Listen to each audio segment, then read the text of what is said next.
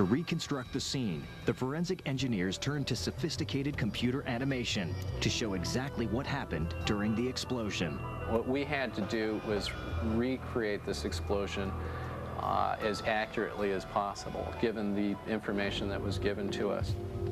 So we know that the final position of the truck was upside down on the other side of De Diego Street. So the building was not something we just made up. It was actually created from hard data, everything we could get our hands on. To accurately recreate the power of the blast, they searched through thousands of photographs, carefully matching debris back to where it came off the building.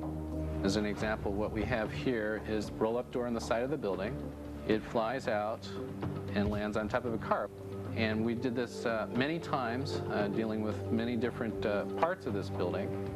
And the final result, of course, is this overall explosion. A clearer picture of the disastrous propane explosion began to emerge.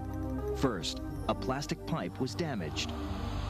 That was caused by the water company having dug up the street to install a water pipe, and they put the water pipe under the propane pipe, and they didn't backfill it properly.